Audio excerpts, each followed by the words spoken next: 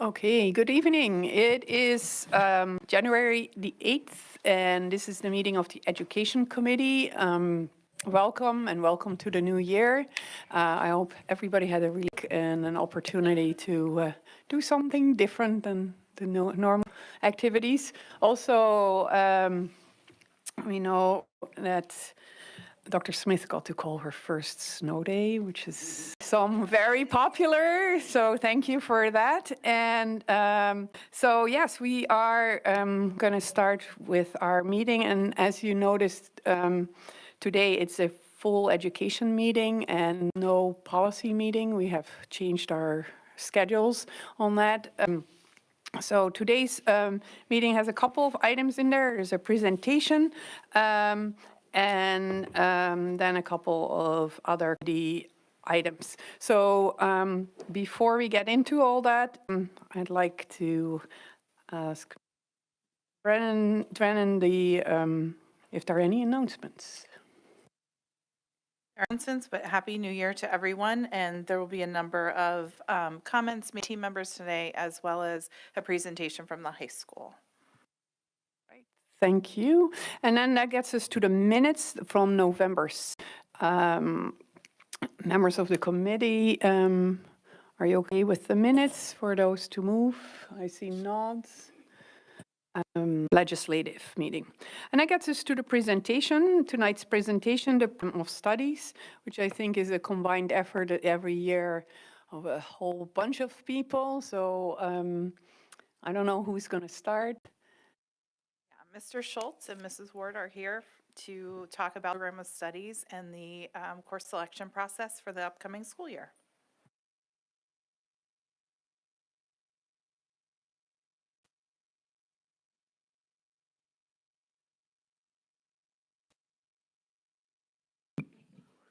Testing.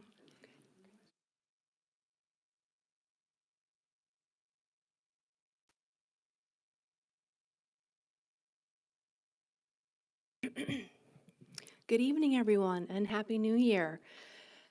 I know Mr. Schultz and I are both so excited to be here tonight to present the program of studies to you all. But before we do that, first I'd like to recognize that, as many of you know, January is National School Board Recognition Month.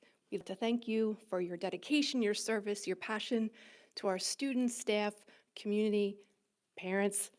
Thank you for all that you do, all the time that you spend. It is greatly appreciated. Right. On to the program of studies, the 2025-26 program of studies. Slide 2, you have the pleasure of clicking the blue link. That is the live program of studies document, the 113-page document, which represents curriculum, program offering, timeline, procedures, everything that you wish to read and see. I would first like to mention that this year's creator of our cover is a 10th grader in Mr. Scolici's class, Kira Garcia.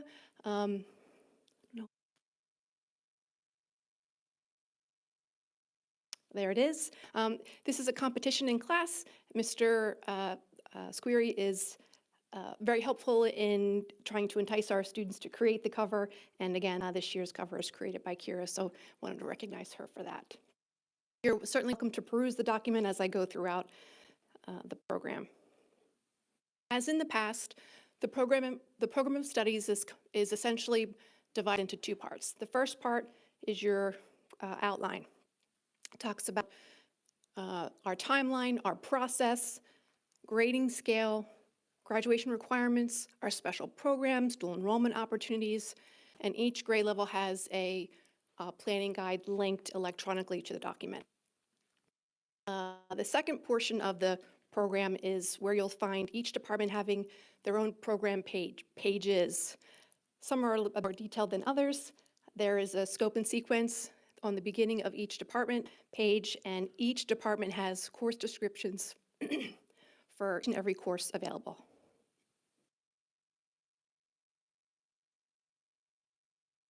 Worth mentioning is, or this is an example, dual enrollment of some of our special program offerings. You might recall last year presenting this somewhat similar page. Last year, we initiated the AP Environmental Science Dual Enrollment Agreement by Immaculata. You may recall that last year in that agreement, there were to be 2 additional dual enrollment courses available, which they now are. You'll see AP Biology and AP Chemistry listed directly below that. We have agreements with 4 different universities throughout the area. Those are the only 2 additional, but as I mentioned, were previously approved of. AP courses, another program worth mentioning. Here are the listing of all of the AP courses that we have available at the high school. You'll notice the highlighted in bold AP Research. This was planned as well as per last year. You may recall that we added AP Seminar, and this was the AP Research was the continuation of that course through College Board, and my colleague, Mr. Schultz, will talk a little bit more about that in depth in a bit. All the rest is the same. New next year is, or I'm sorry, new listed in the program of studies is a graduation requirement coming in the 26-27 school year. I'm going to turn the mic over to my colleague. So as you can see from the blurb and the 3 bullet points there is a new graduation requirement starting in 26-27. That is that all students will complete successfully a personal finance course prior to receiving their diploma. So it begins in 26-27, but the requirement is for the graduating class of 2030. Now, it should be noted that we already offer a personal finance class. We have 200 students rostered for it right now. It's a very popular course, so this isn't going to be a huge lift for the high school to pull this off. Of note, when you think about credit requirements, we went from 21 to 20 with the implementation of a new Bell schedule, which has gone remarkably smoothly, and students are graduating with plenty of credits. They do have a requirement to complete 2 STEM credits. This will serve as 0.5 of that 2 credits. But we're in really good shape with that. We have the curriculum already set. We have teachers on. Let's continue to move forward. Moving towards the second portion of the booklet is the departmental sections. This is a visual representation of how we outline courses that are required for students 9th through 12th grade and the different academic levels that are offered for each grade level. And again, this is available for every content area: English, social studies, math, science, world language.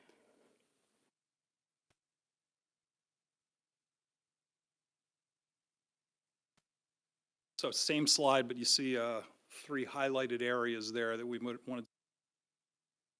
It's new for the upcoming school year. So later we offered African American Studies. It is an elective course. Students, I believe it's in grades 10 through 12. It is running very well. We are allowing it to satisfy a requirement for 12th grade social studies. So while you don't see that under grade 12 on that particular chart, students in 12th grade that take AP African American Studies can take that as their required social studies senior year. Upcoming year, we're going to make that class an AP option in grade 9. First time that we have had an AP class offered to our freshmen, which is new. We're going to put it in 9th grade for 2 kind of critical reasons. Number one, when our social studies department looked at the curriculum, they thought the best fit was by far pairing it up with the Rise of Modern America. Teachers in that department looking at the curriculum, looking at progression from 9th grade through 12th grade, thought that this would be a great opportunity for our students who wanted to take at an AP level. When you offer an AP class to younger students, you want to make sure that you have a reasonable amount of confidence that they can have success in that class. So one of our teachers who teaches Rise of Modern America Honor and is it at the academic level is currently teaching AP African American Studies. Based on the content, based on the requirements, based on the rigor, he feels very strongly that this is a course that our freshman students can handle, can have success in, and it's going to be our responsibility to make sure, talking to our 8th grade students about course selection, that they understand, know in advance the rigor and the requirements that are involved. Other piece that gives us confidence is a group of us attended a webinar put on by the College Board, and it wasn't so much what the College Board said, but we had an opportunity during that meeting to talk to other schools who have offered AP African American Studies for a number of years to students in different grades.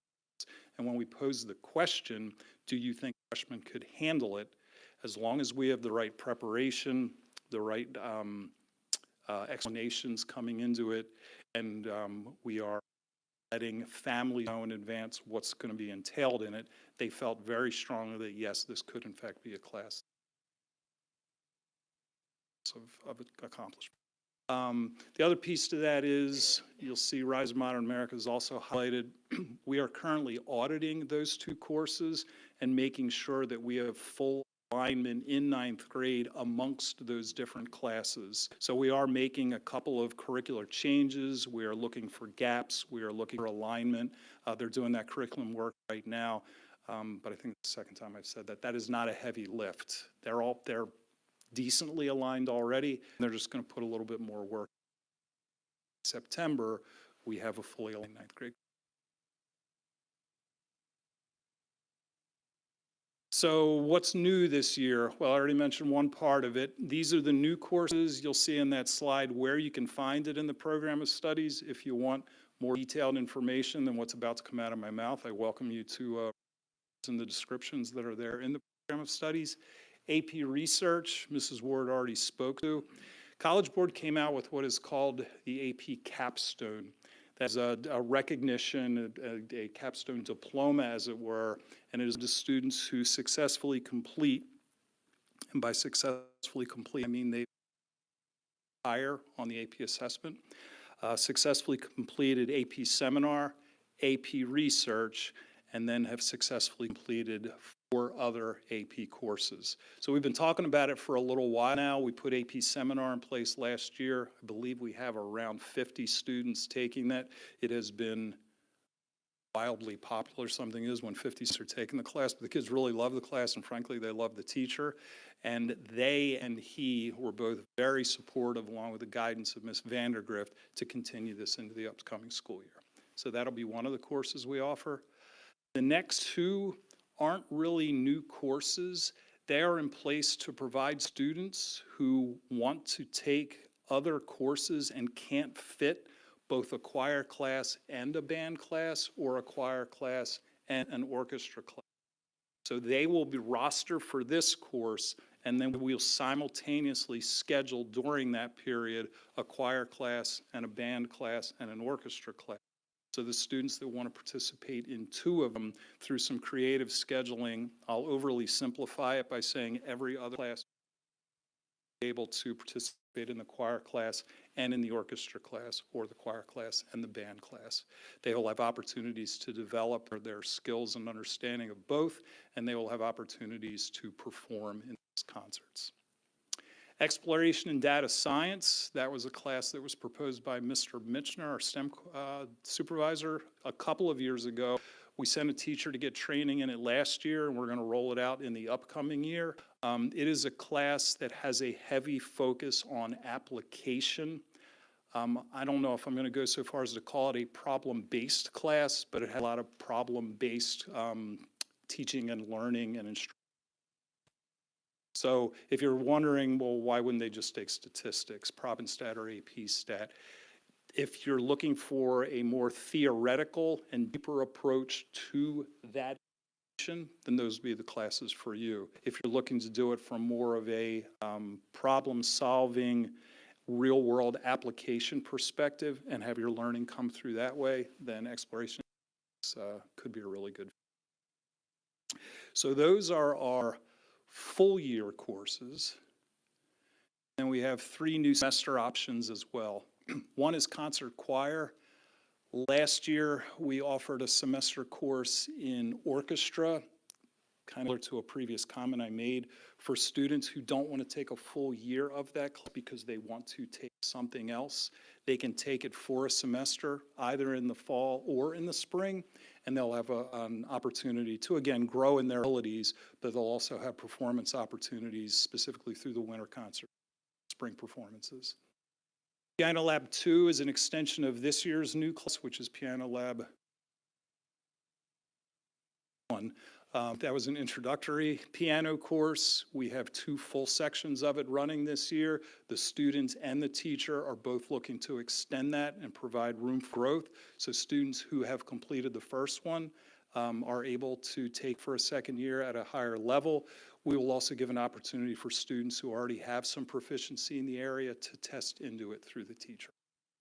And then Leadership and Team Building is a brand new course proposed by our PE and Health Department. That was kind of specifically proposed by a teacher who taught that exact class in a neighboring district before we. She does, I shouldn't say she, those teachers do a lot of that type of work already in their PE classes, and this is an opportunity for students who really want to grow in those areas, provide a real have the foundation. Now they have an opportunity to choose different products. So those are the new course offerings for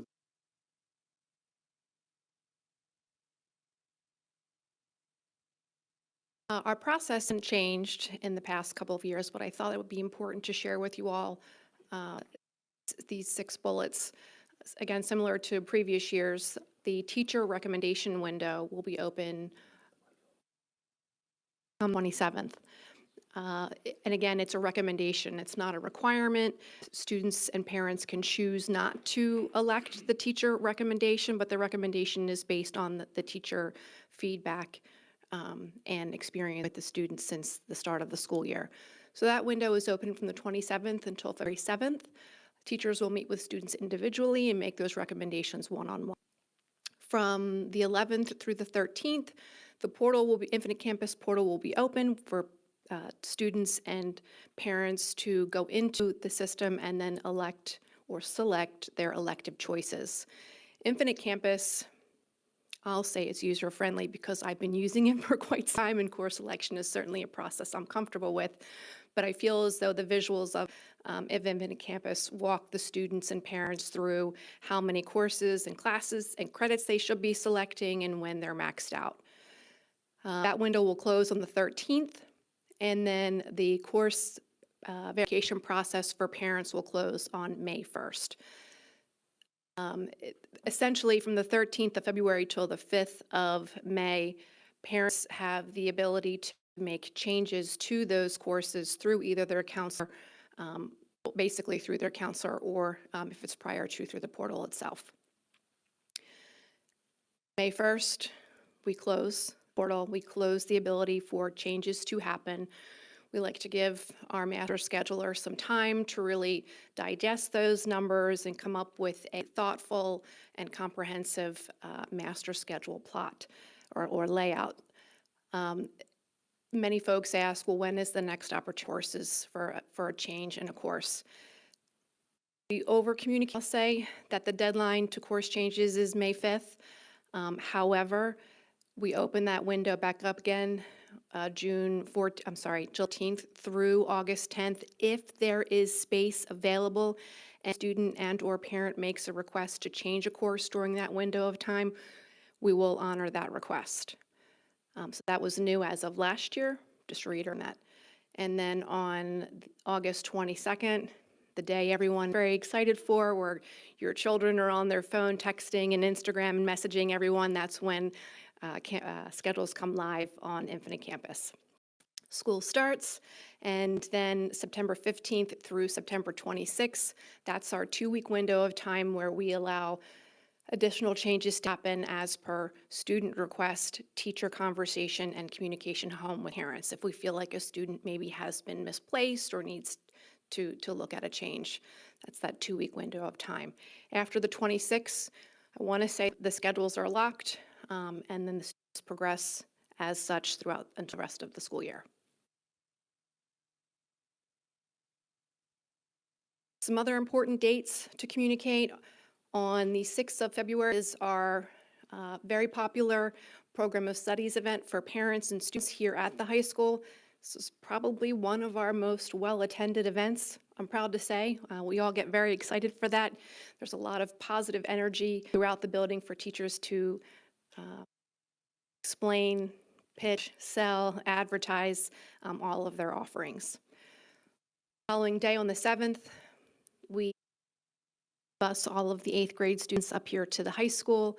We have an event held by administration, school counselors, and some of our students, some of our current high school students are selected to what I call is our first transition day for 8th graders.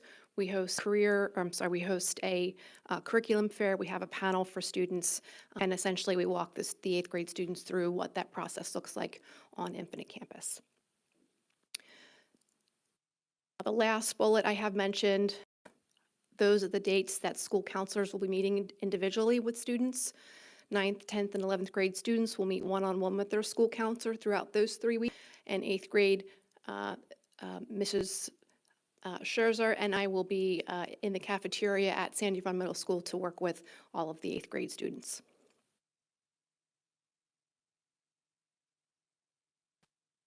I thought it would be helpful to give you all a visual on what a sample schedule looks like. Here is a typical 9th grade schedule. As Mr. Schultz mentioned, we changed our schedule a few years ago. We are on a red-gray schedule, full year courses and semester courses. So if you look at first semester in the pinkish color, you'll see literary genres. Our English course is a full year class, so it's on first semester and second semester. Health class second period is a half-year course. It's only mentioned once because it changes over to our overview second semester on a red day, and so on. Students can elect to take 7 credits. Students have to take 7 credits. This is a schedule of 7.5 credits. Students can take a full schedule with 8 credits. You'll notice gray, 1 semester says study hall. The student has 7.5 credits with 1 study hall period throughout the entire school year.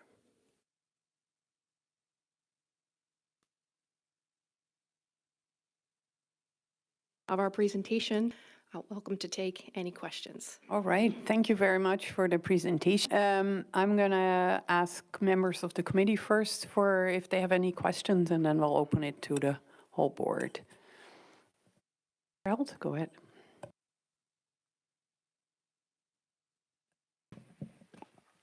First, thank you. That was an excellent presentation, and I feel like the sense in the room here is it's sort of killing the vibe, because that was, there was more energy behind your presentation than I think we might be feeling. So thank you for that, and bearing with the sort of awkward silence of this room right now, but really informative and incredibly helpful for me.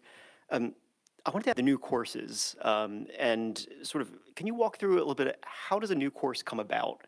And so I think, Mr. Schultz, you talked about, for some instances, a teach something, but I imagine there's a variety of ways that can come about. And then similarly, are there any courses that are being retired? And then how does that process work? So great question, and the silence isn't too awkward, but I hate to use the word aberration, but I think what we've dealt with the last couple of years is a little bit of an aberration in terms of how new courses tend to come to be. So we built a new schedule. We went from 7 periods to 8 periods. We knew that we had a, I believe, 12.5% increase. Somebody can check my math on that. And we wanted to make sure that we had additional offerings for students. So we did, of students, we talked to departments, and we said, hey, over the next couple of years, let's look to see what interests there are. Let's look to see what needs there are, and then we'll look to promote new courses. So the number this year, the number last year is a little bit higher than. Typically, it is a result of the curriculum review process.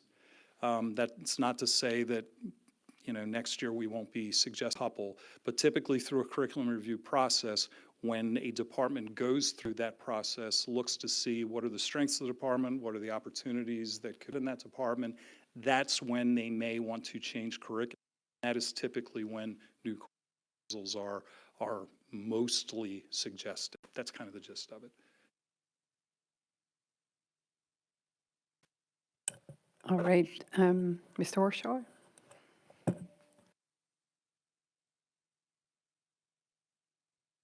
For the presentation. I especially appreciate just the intentionality and deliberation of also the arts.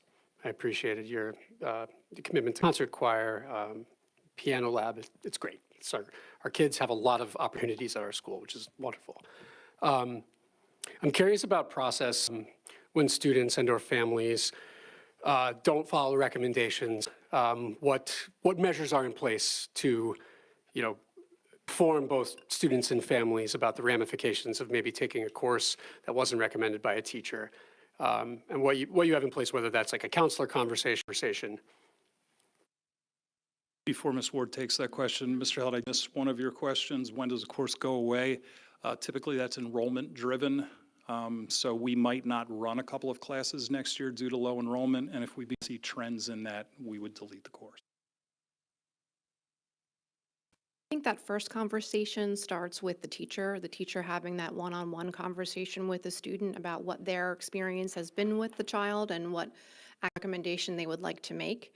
And in some cases, those recommendations aren't maybe received well. In that case, communication home is then encouraged from the teacher to the parent. The parent and student can still choose to go against the teacher recommendation. That's when the counselor comes into play. So we'll look at the whole schedule, look at the whole child.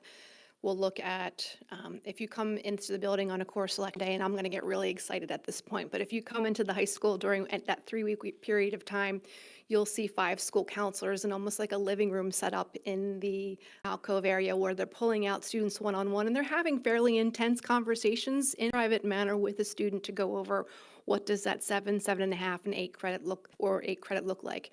We'll pull up records and report cards and transcripts. How are you doing now? How were you doing?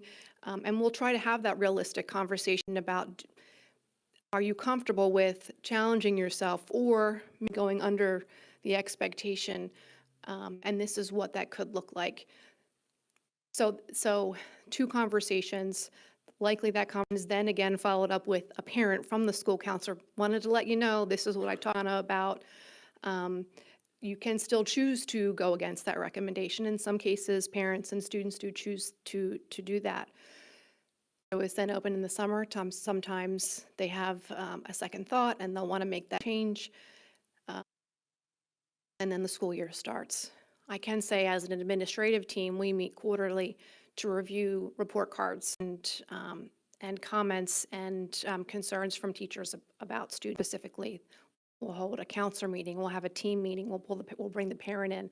So there are many steps that are taken, but I would say landing the plane, I think that first conversation happens right with the student and the teacher. All right, other questions?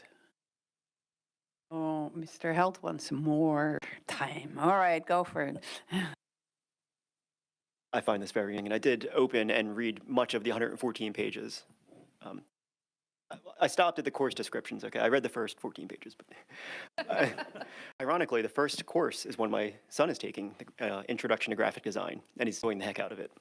I wanted to ask about dual enrollment, because I think that's such a cool program that we have, and just could you give a sense of how's it going? How many students move into dual enrollment? How are they performing when they take these classes? Just could you shed a little bit of light on that?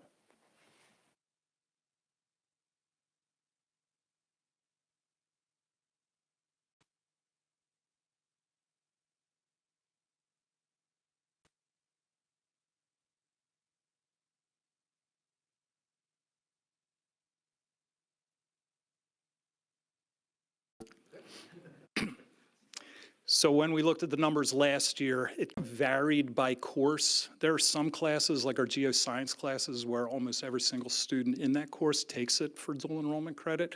There are others where we see very limited enrollment in it. What we like about it is that it gives students the opportunity to choose.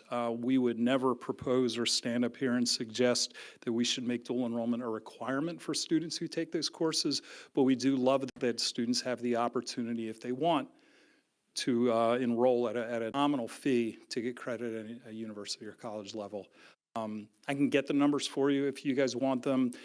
I think it really varies course by course. I think that we're not in the infancy of it by any stretch of the imagination, but I do believe that dual enrollment is something that is growing. The popularity of it is, those courses are, and I think as we move further along, for instance, with AP courses, I think we're going to see more and more students take advantage of that. And then one note on the AP course. Some students, especially seniors, they don't need the AP exam. They don't want to take the AP exam, but they would love to get the credit for it anyway. This provides them an opportunity to choose either of those two directions if they want to, and you're seeing a couple more, especially in our sciences, along those lines. That's very helpful. Yeah, I was curious about sort of the growth in the programs, and especially you mentioned nominal fee. And so as folks are thinking about the cost of college, it's sort of a nice way to ease those costs. Would we see more in the future? Agree. Any more questions? Mr. Wallach? Again, thanks to both of you. One question about the new AP class being offered to freshmen, which is the first time. Do you get, and I know a lot of AP courses have prerequisites, which would prevent this, but if this goes well, do you see that as a prelude as to trying to get other offerings to the freshmen, or is this more of a one-off, or is it really hard to tell? One of those crystal ball questions. So I remember at a gifted education committee meeting years and years ago, and one of the requests, and I mean years and years ago, and one of the requests from the committee was, can we please offer AP courses for freshmen as well? And the answer wasn't no, it's just the opportunity really never came to fruition, so to speak. So I believe that this is a great opportunity for freshmen. We also believe that based on the performance of our sophomores in AP courses, because we do have a couple that they can take great on the test. They're doing great in those classes. We're talking about a year's difference. And this isn't a let's see what happens in ninth grade. We feel very comfortable and confident that it's going to go well. Is it going to springboard into other offerings? Perhaps. As you saw from that slide, we have a lot of AP courses. There are a couple others that we might consider. There's an AP, and I'm not suggesting this, there's an AP as a geography, human geography class that perhaps could become an offering in ninth grade. But as per a previous comment about new courses, that would really result from curriculum review. This was particular in that it was a course that we had on the books that was gaining popularity, and we thought it actually fit better in the area. Ms. Evans, I think you had your hand up. Go ahead. Yeah, I have two questions. The first one is, I love the music class, the choir. And do we have a combined, though, orchestra and band class, or it's just combinations that involve choir? At this point, it's just those two. Okay, is that something that you all would consider at some point, or is there some that wouldn't work kind of schedule-wise? Because I imagine that would be popular. I would think that could be another opportunity. Our orchestra classes are bursting at the seams a little bit right now, so we would need to be careful about that as well. But that is something that certainly the department will be talking about, especially based on, we haven't seen enrollment yet. If we see that, hey, this is really popular and this has proven to be a great opportunity for kids, then perhaps we could move it there. My question is about the AP courses, which I'm always, I love to see that we're adding more, that our AP program, I just think over the last however many years has evolved greatly. One, I was talking to somebody at another district, and I know some do pay for the AP class. Have we done like a benchmark of where we kind of sit?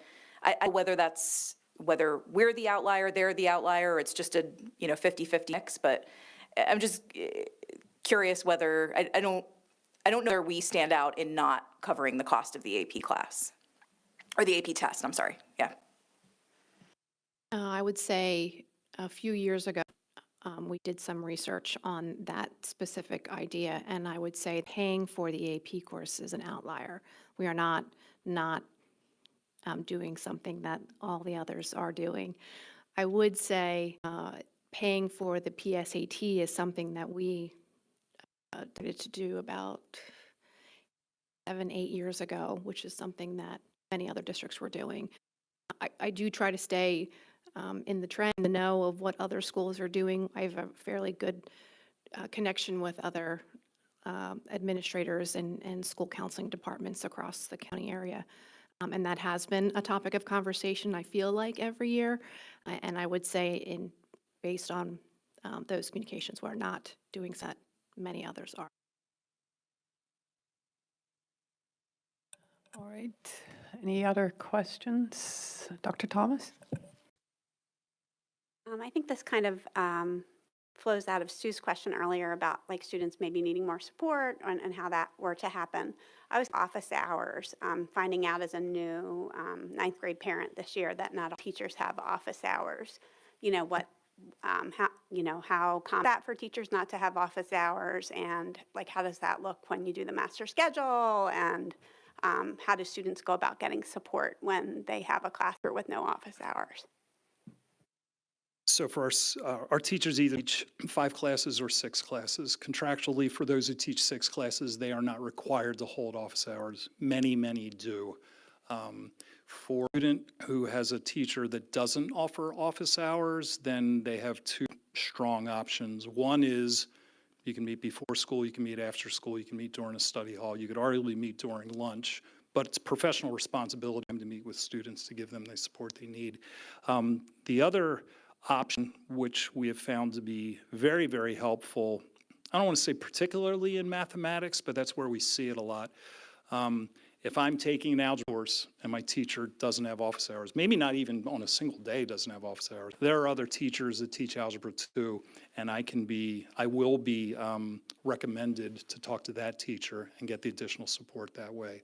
Going back to my first point, because I just think it's important, for those that taught for years and years and years and there was no such thing as office hours, and I'm not patting myself on the back, we always found time to meet with kids, because that's what you do. Do that. It just doesn't happen during office hours. There, like data about like how many teachers teach 6 periods, and do they do that every year? A little bit. So we do have it. It does rotate. It's really based on enrollment. So when we get our enrollment figures and we match how many Spanish are we going to offer, how many teachers do we have, thus are they going to be rostered for 5 or 6? That data is readily available. Finding out which teachers are offering hours, even though they teach 6, would be a little trickier to obtain. I will say that as you walk through the building during office hours, the majority of our classes are open to students that need additional support. I know that's not a data-driven answer, but it's a pretty good one. I had 2 follow-up questions. One was on enrollment. If you, with the new courses or with courses that are losing in popularity, if at some point you reach a point where you say, well, this is not enough of an enrollment to run the course, what's the process at that point? In terms of scheduling students or in terms of canceling the class? Well, yeah, I think more about the availability of that particular class. Is there, I mean, do you then total it, or is there a way for students to take it maybe the following year? Is there, I mean, is it the one and gone, or is there some room? So if enrollment doesn't justify scheduling a particular course, we will cancel it. We won't delete it. We will cancel it for that year.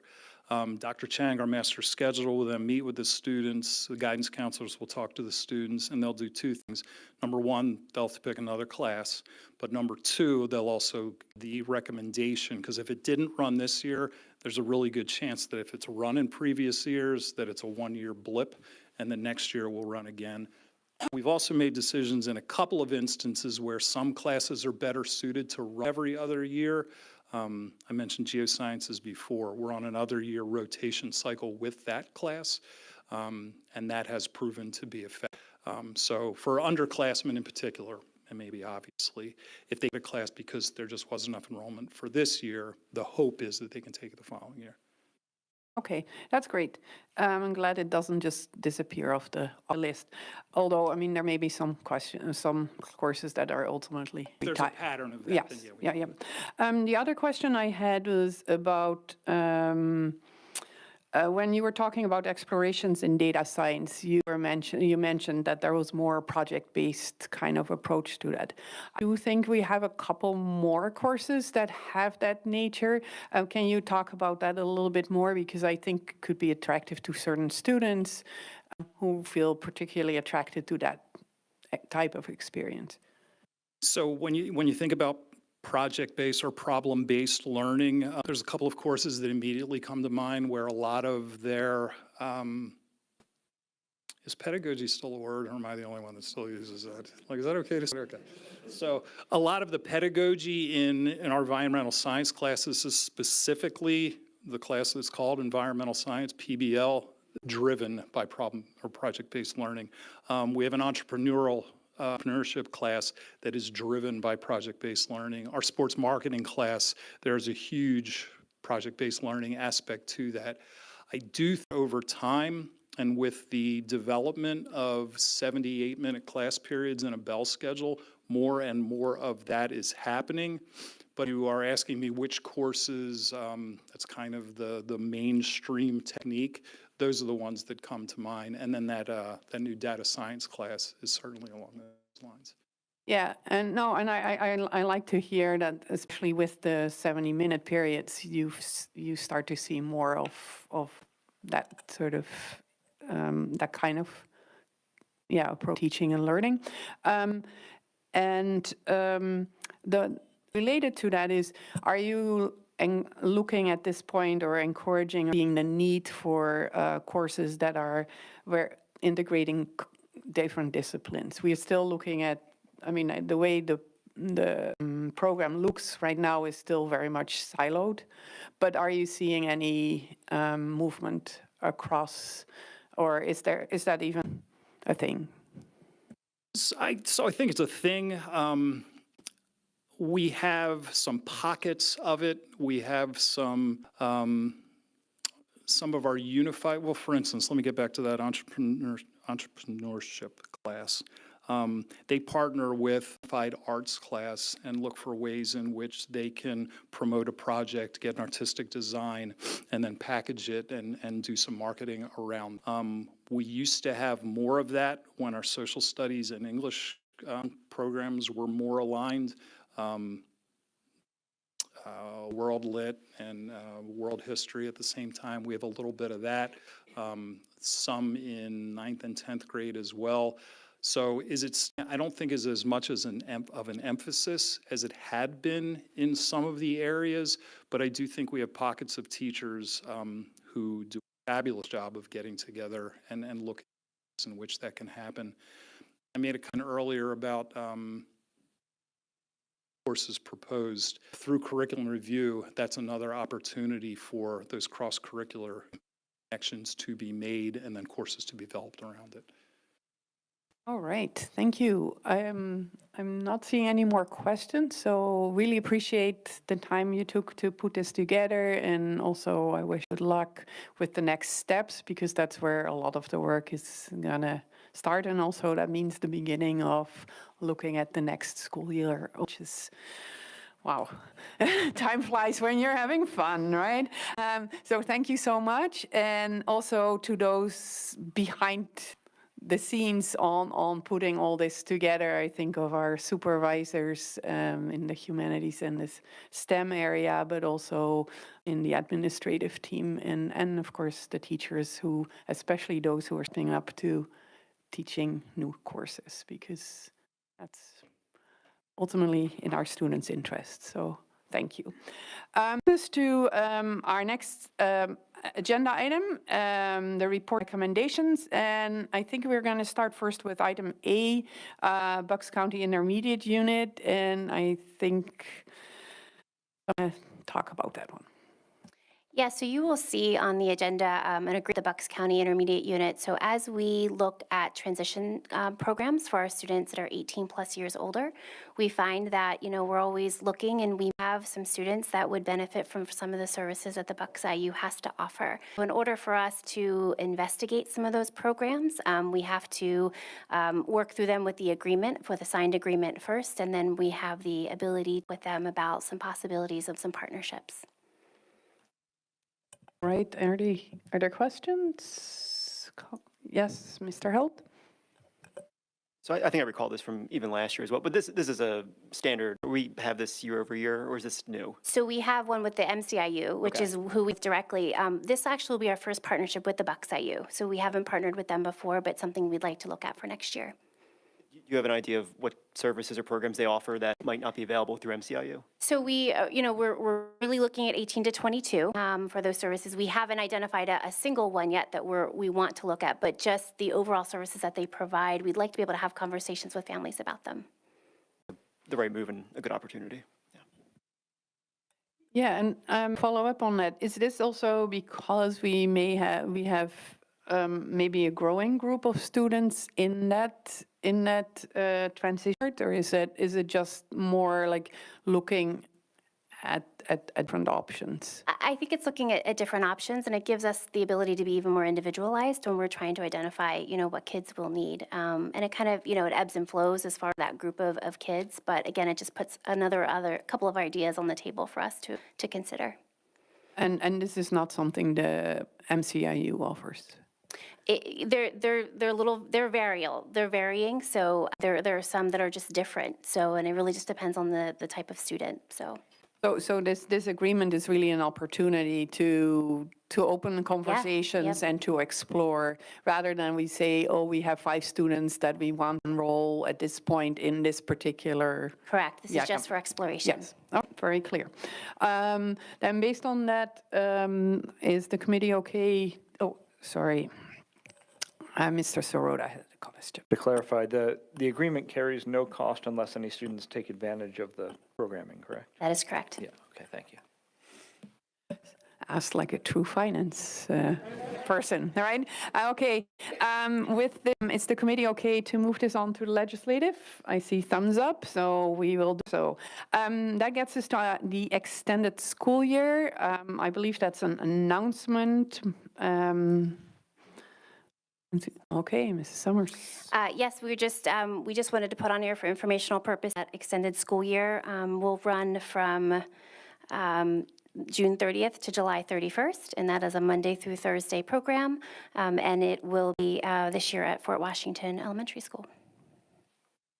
Which is, right? It is, yes. Yeah. And the times and the period, the number of weeks, that's the same as other yep. years, right? Same times. Yeah. So, and this will be communicated to parents and students and families and. Yes. Okay.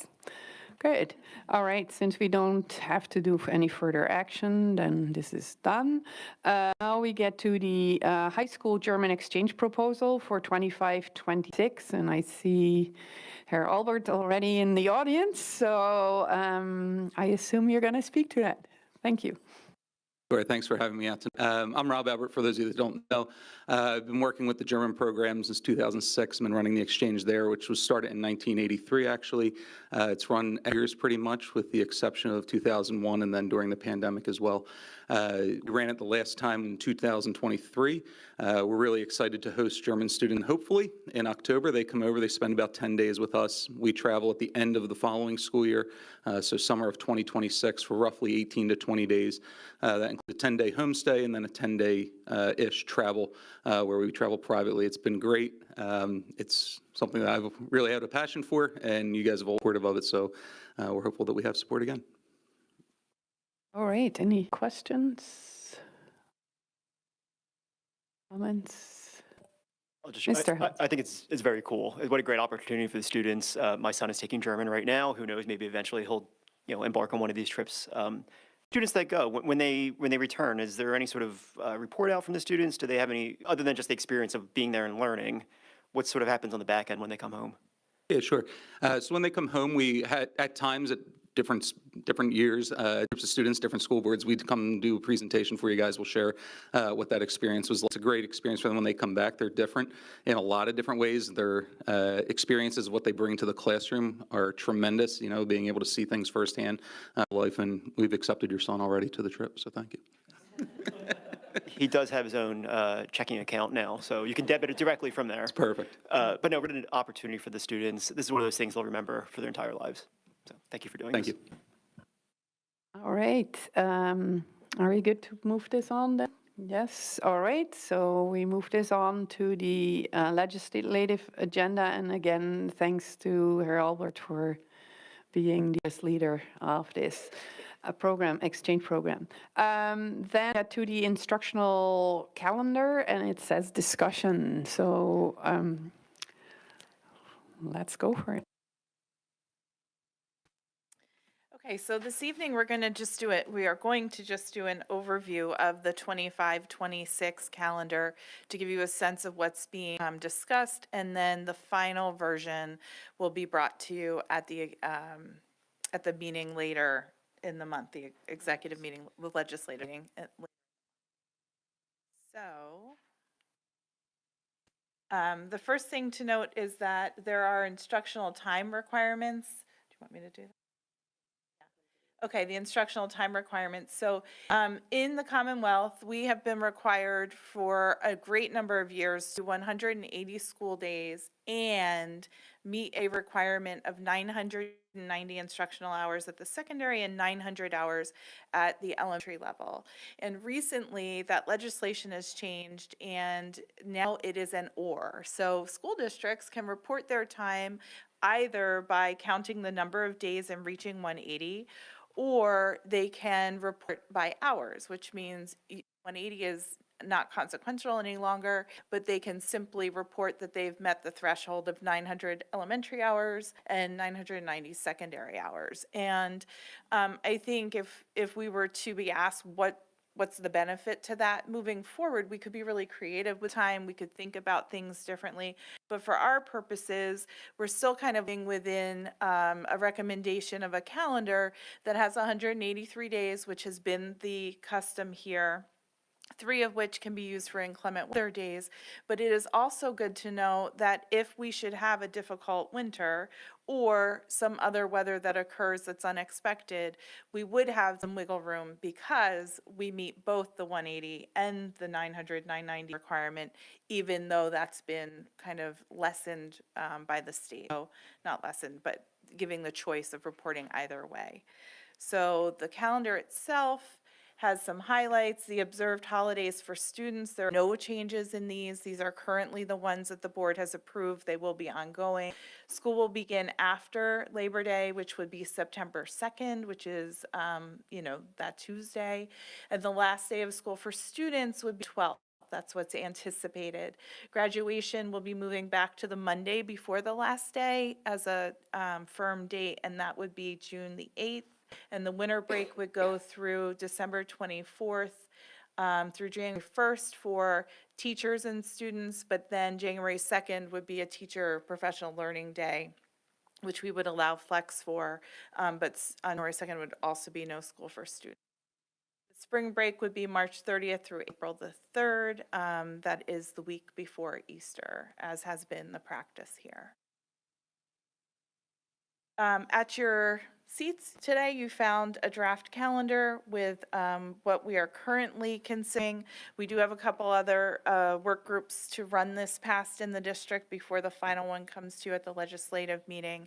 And we'll be providing any updates or changes to that and through the briefing so that going into that meeting, be well aware of what's being proposed.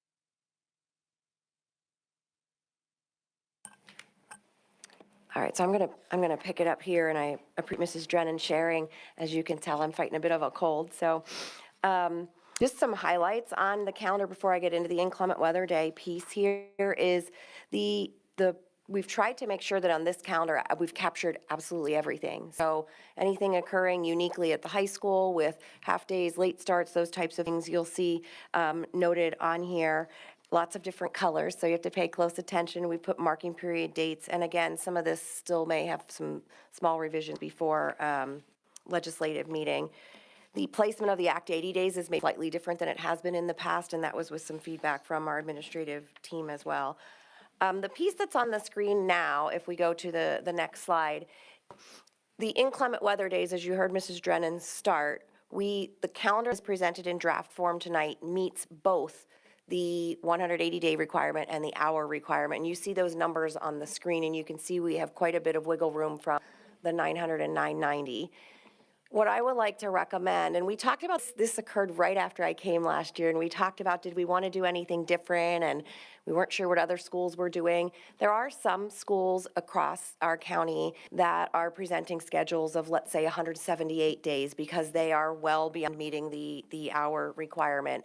What I would like to recommend is that We have a schedule and a calendar that we present and approve for 183 days. We typically have had the practice of 3 other days. Students are just snow days. They don't have to make them up. The staff make them up, but students don't. So that's been our practice.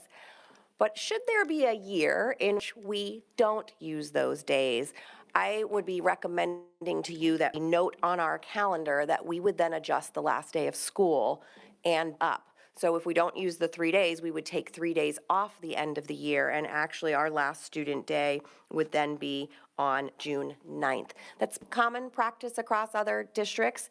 I know we've talked about curriculum and so forth. We don't think there would be any impacts. Most years we have some snow days, so it's pretty much been happening due to weather. We still will meet both instructional requirements of 180 days and the hours, even if we use 3 full inclement weather days. The high school is close. As you see, they'd have 3 hours left. It does still leave some flexibility. Let's say there's a 4th snow day.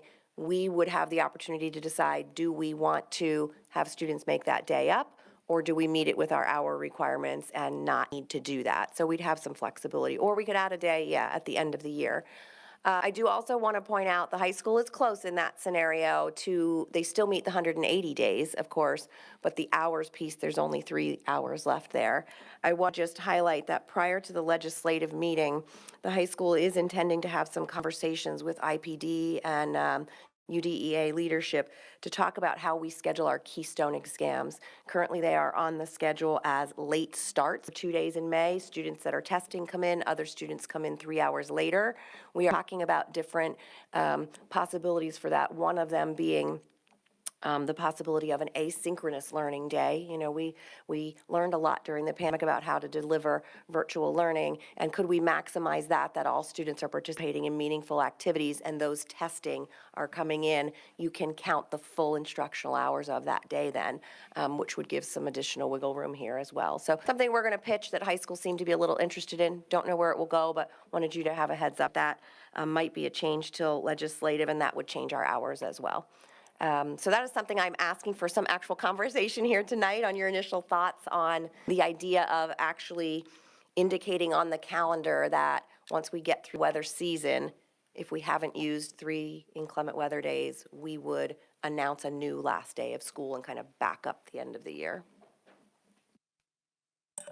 All right, food for thought, I think. Is there anybody who wants to comment, has a question, or people pending? Mr. Sirota.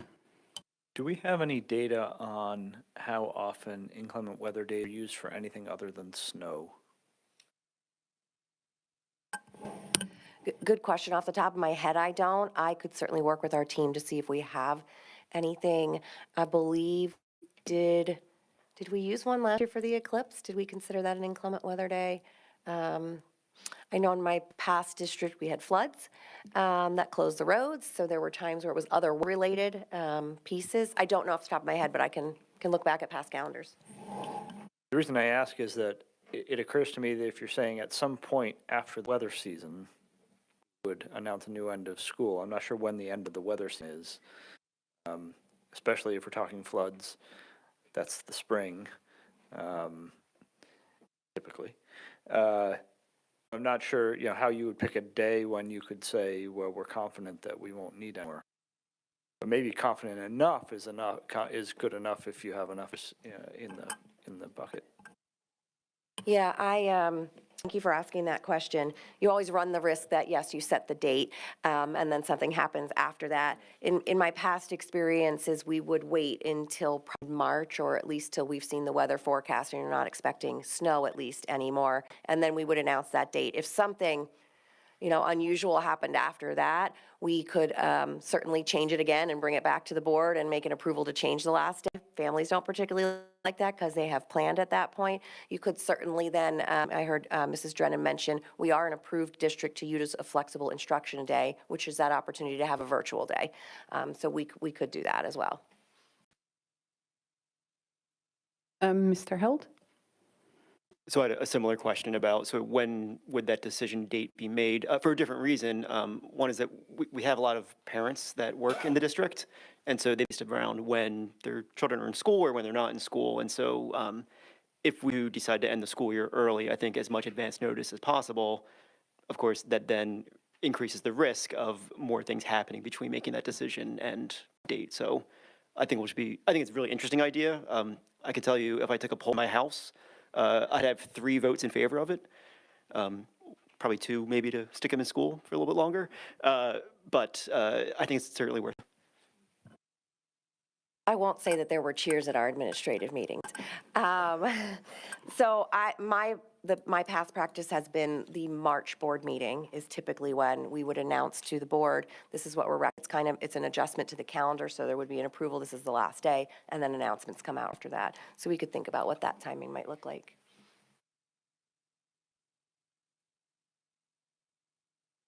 Dr. Thomas? And just that, like, if there weren't any 3 days were taken off, to add to John's point, like 3 days of out-of-school care is pretty significant expense for a family, and there aren't a lot of camps and programs available before camp season begins, so taking that into account a little bit as well.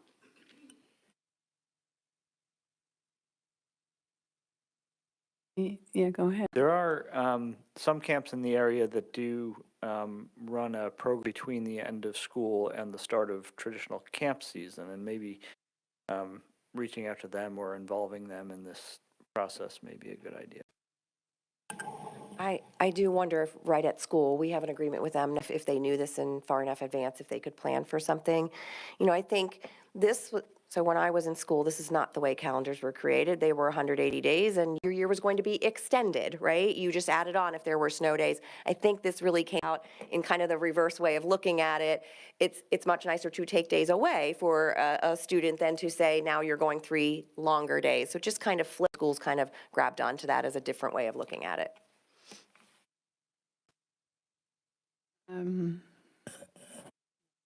Go ahead, Ms. Redding. Thank you. So have we considered if we come out of this winter season with 2 days, putting one right before the Memorial weekend? Because March would clear and it makes it a 4-day weekend versus a 3-day weekend. It's just a consideration in a past district that I was in. That was one of the ways they gave the snow days back to the community is by extending the Memorial weekend. I have not seen that done, but certainly, yeah, that would be advantageous. And yeah, I actually am looking at this maybe a little bit differently in terms of instructional time. Does it make sense to put in perhaps a bit earlier in the year as opposed to just ending the year and then make the summer even longer than it already is? I mean, I'm thinking learning loss and all those kind of things. Is this really in the best interest of our students? I'm wondering if we're looking at December 22nd, that at the current, if I read that correctly, is that really a day we expect students to come in? I hope they're going to be here, Mrs. Sherpier, but I understand what you're saying, where it lies. Are they 2 days Well, I mean, before break there's a going to be 1 day here? and then the 23rd is a dismissal day. I mean, if you have those two, I mean, it's pretty unique for the coming year, and as it was somewhat this past year, where you have really the 2 weeks in December as a real break for people, as opposed to just adding more on to, I mean, extending the summer, starting the summer early. I know that's at some point people are ready for that, but if you want to give a break, I mean, just like a little bit along what Ms. Redding just making that August or that May one a little longer, make the December break a little So longer. I think if we want to talk about placing like inclement weather days or make up different places than the end of the year. We almost would need to, I'm thinking about, again, an older schedule, you would need to designate on your calendar, December 20 is inclement weather day, make up number 1. And if we have a snow day before then you're in school on that date. May is an inclement weather. The May one you might be able to get away with because we'd make an announcement later in March, but something earlier in the year, I think we'd have to, if we get it off if we haven't had weather or not, you can't give it back after the snow season is what I'm getting at. Now, if you want to create a calendar of 180 days and put 3 more holidays in here for students, that's a whole nother option. Yeah, I mean, I think it's something to think about. How realistically are we going to see? I mean, is that break, especially in December? And I think that's most likely to be an issue this coming more than consecutive years because of where the holidays fall. But I mean, I like the idea that this year you had the opportunity for staff to use that one day as a flex day. And yes, there's something to do with that on this calendar. I don't know, Mrs. Drennan, if you wanted to add something. We, in looking at the schedule in December and January this year, this current year that we're sitting in, you're right, that occurred on Monday. Instead of bringing students for one Monday and then giving them off the holiday eve, we did do a professional development day there that was flexible for staff. In the 26th, it kind of appears on the back end of it. We didn't want to bring students back for the second, bring them in on a Friday, so we did the opposite of that, but didn't feel like an additional 2 days off on the front end. Now it's a 2 full week vacation. Like that is going to extend our school year into, students will be in school till June 16th then. Like it was getting a little late. It is a half dozen of one way or the other, yeah. But good thoughts we can consider. Ms. Evans. So I actually had a different, this just never occurred to me till I really saw the numbers here. I'm noticing how over we are in terms of hours at the elementary level, because I think I heard at the elementary you only need 900 hours. And even with this the 3 inclement weather days, we'd still be at 1030. So this is not something I'm suggesting for next year, because I think this would require a lot of work, but have we ever thought adjusting start time? I know that was when this first came out, I remember that a topic that some districts were saying they might consider. And I don't think we need to rush into it, but just seeing how over we are on hours at elementary, just something to think about. Yeah, and the elementary hours are actually K-6. So our 6th grade is technically compared to the elementary, only the 900 requirement.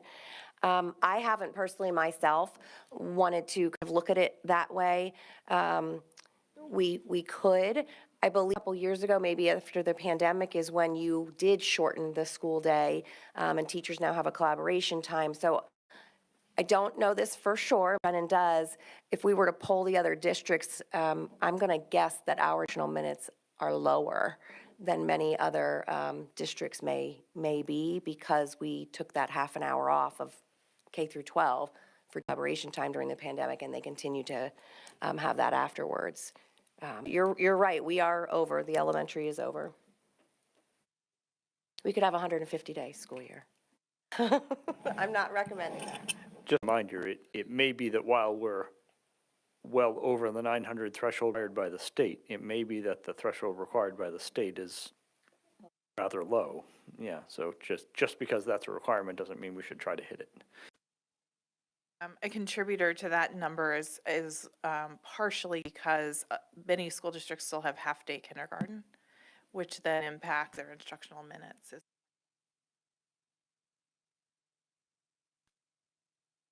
All right, so we had a discussion. What is the next move on this? So what we do is throughout the month of January in the director's briefing, you will receive if there's any changes that were any to this draft, you will see that with some explanation to that. I'm not anticipating any big changes. We'll then provide a final draft to you will come out for the legislative meeting, and then we would ask for your approval at our legislative meeting January 27th, should you be ready to do that.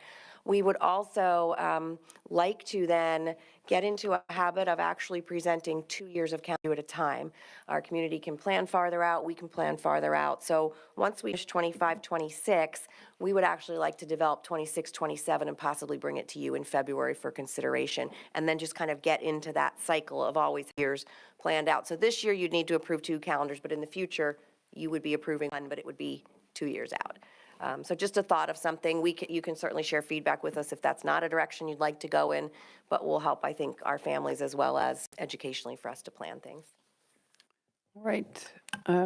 Thanks for that foresight. And I was remiss in mentioning that we did hear feedback from the community in several cases about start after Labor Day, how much that was appreciated. So it's good to see that still on the calendar. So thank you for that.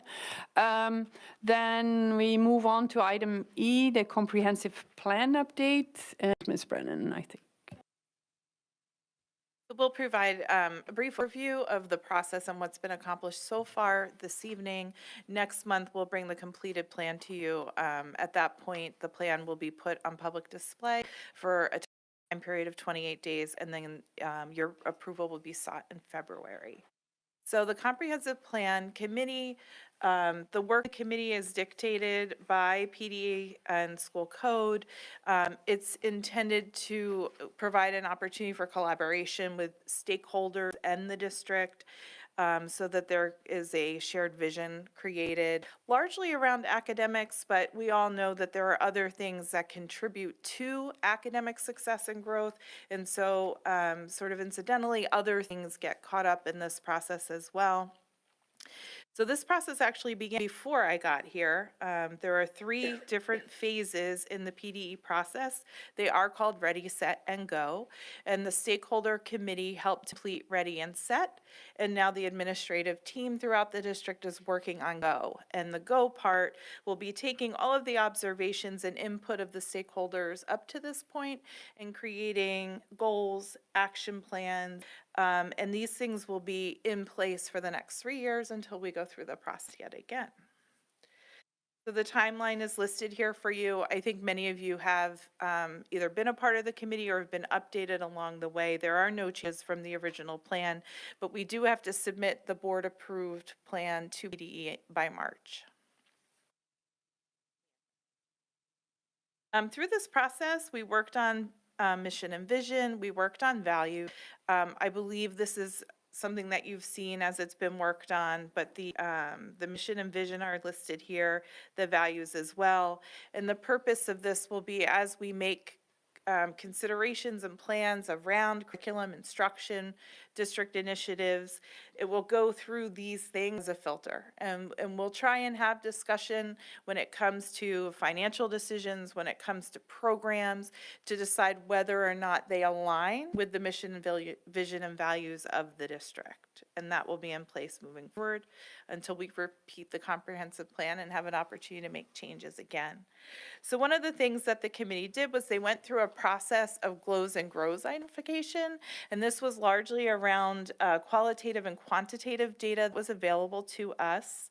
So we looked at the Future Ready PA website, which has PSSA information, Keystone information, achievement and growth information, attendance, readiness.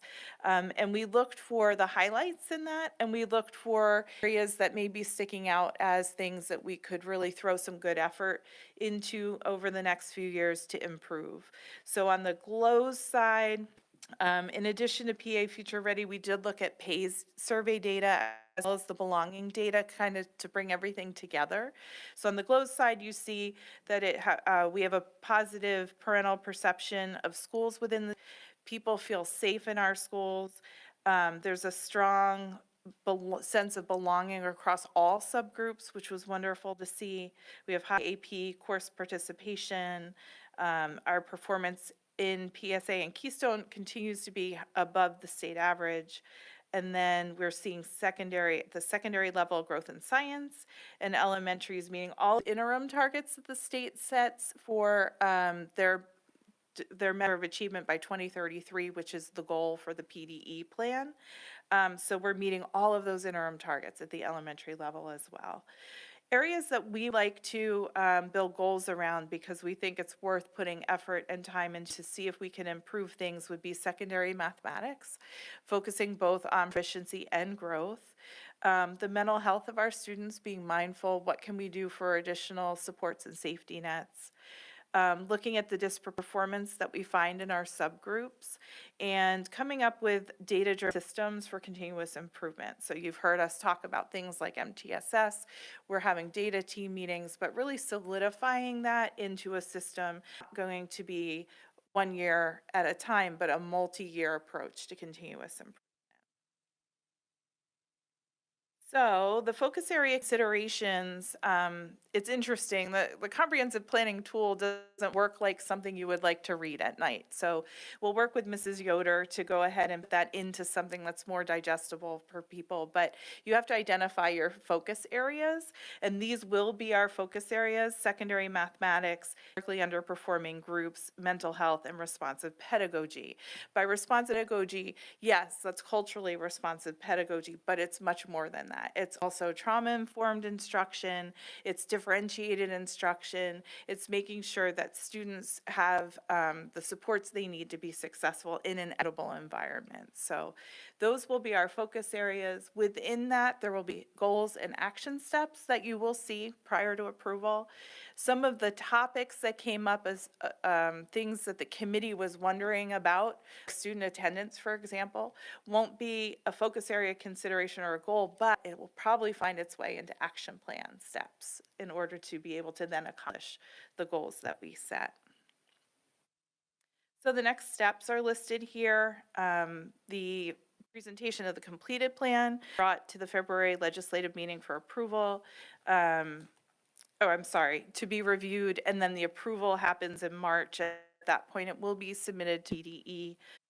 We will communicate to the community in the spring of 25, and then this runs through 2028 when we'll start the process all over again. We'll give updates on the goals as part of the annual report. And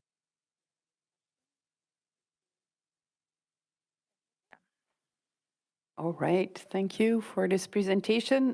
Before we get into questions or I want to make one comment. I love the graphic of the star and the EUD graduate. I don't know who made that, but I think that's really cute. Mrs. Yoder made that. I'm not saying it's going to be our final graphic, but it is one of the designs that she came up with to help have a visual to go with our comprehensive plan. So I'll give her that feedback. I think, well, that's just me, but I thought it grabbed me. Anyway, with that, any comments, questions? Everybody's dumbfounded. This is really honestly just a precursor. You're going to get a lot more in February. We just wanted to give you, here's what we're working on. We have a lot. I'll just point out again what Mrs. Drennan did. The comprehensive plan, it is a state template that we have to work within. We're going to make a separate document that will be much more user-friendly for us and for our community that will also then tie other areas that we want to look at: human resources, food serve. Like we talked today with our administrative team about if these are the 4 areas, how does every department in the district, do you see yourself fitting into that? And how do you support academic performance if you're the food service, for example? How does human resources support in these areas? Finances. So we do plan to make something that's more user-friendly and kind of address all of the other areas to make this a living, breathing document. But the 100 and some page document that you'll see in February, heavily academic focused, because that is what the comp plan is mainly focused on.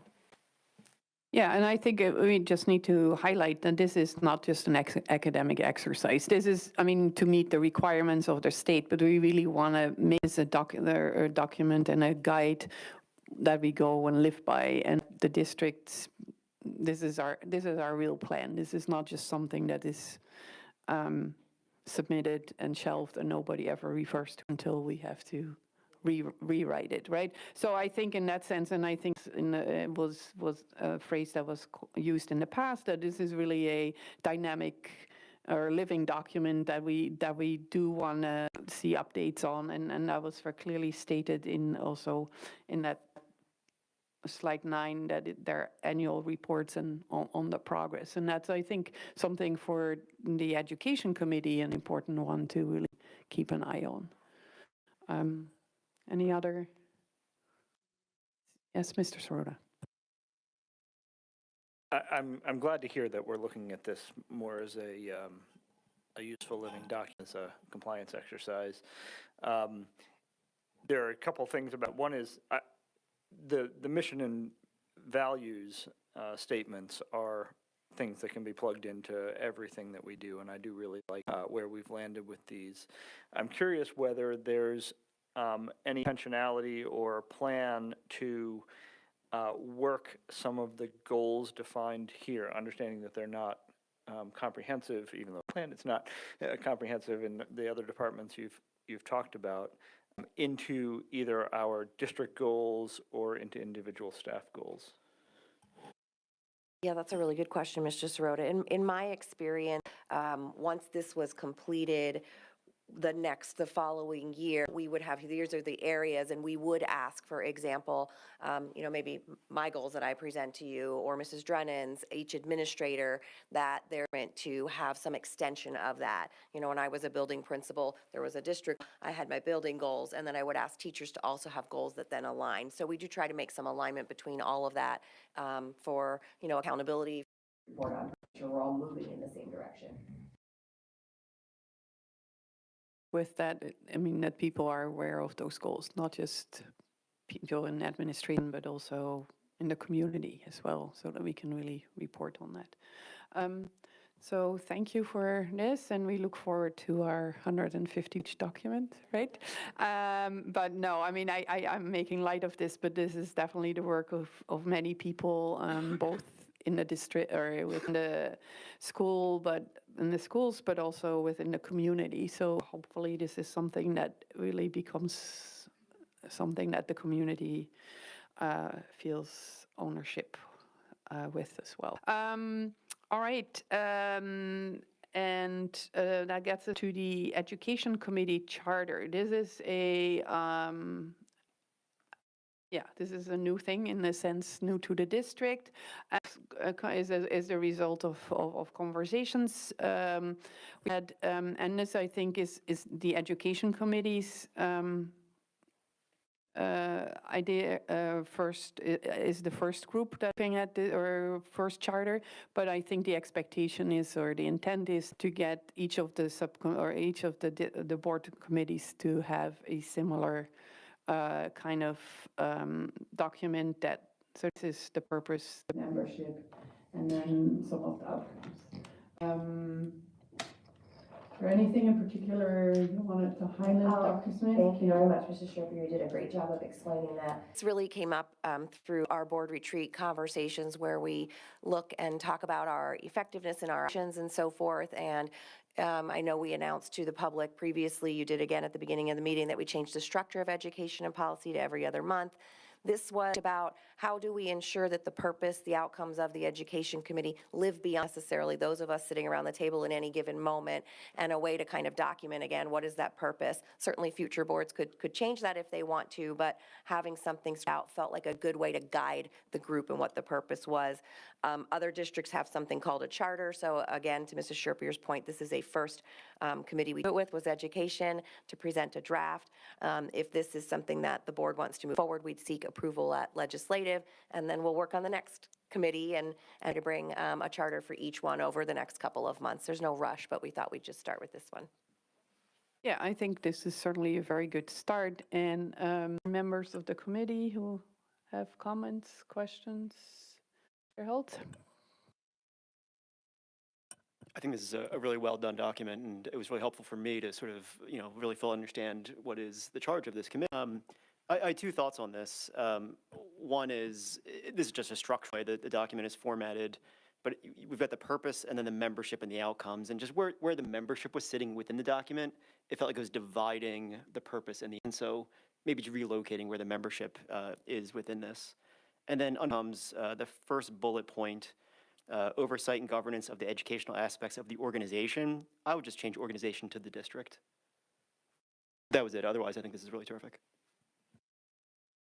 Yeah, we have read this in the same way, because I was also going to say the committee membership could go to the bottom of the document. The outcomes go above and then the lower, but I mean, that's just purely stylistic. But all right, any other board members have?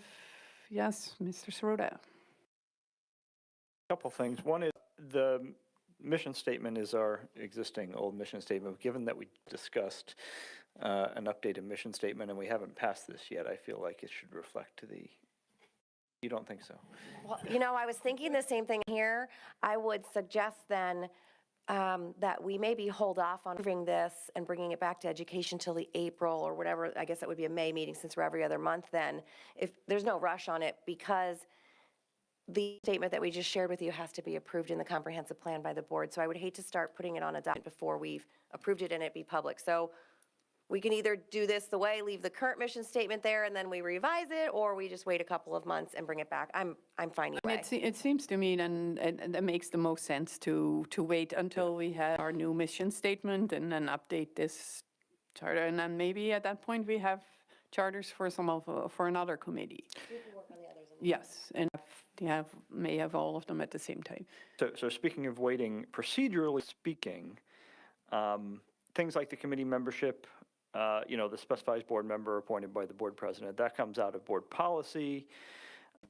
And I wonder, A, should we reference the board policy that's out of, or is that, too formal for this? I'm not sure. Open to discussion on that. And then I wonder whether the board policy that establishes our committees should also establish that a charter shall be passed either by the committee or the board, or by what procedure and on what frequency is it revisited, and etc. And maybe that's a policy discussion, and if anyway, that can be had over the next couple of months while we figure out the rest of this. But that seems thinking out loud here. Yeah. So I think what I'm hearing is that we're going to hold off on moving this further until after the comprehensive plan is accepted, then update the charter, and then look also at policy, if any policy references should be included, and also we will, if policy needs to be updated with respect to this charter. Okay, that gets us to student activity. We had, hold on. I knew there's the, yes, so that is the Civil War trip to Gettysburg. Ms. Renan, did you have mind about that, or it's just as is? In the Civil War elective, they do spend a lot of time investigating the Gettysburg and the Battle of Gettysburg, so this allows the students an opportunity to make a connection between they've been learning and then the experience of visiting the battlefield. Any comments, questions? No. Sounds like an interesting trip, and glad that is an opportunity that's being offered to our students. So can we move this up to legislative? We'll do that, and then are on to public participation. Any speaker is required to state their name and the city of residence, or affirm they are a resident or taxpayer before addressing the board.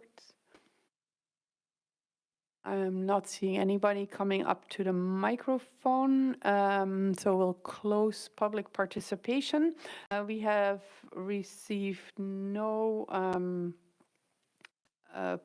written information or written questions or comments, so that leaves our public participation done. That gets us to our next upcoming meeting, and just so that you understand, we are skipping next month because that is the month for policy. So the Education Committee will be back on March 5th at 6 p.m. in the Cardinal Room, and I'll adjourn the meeting and thank you for your attention and participation. Good night.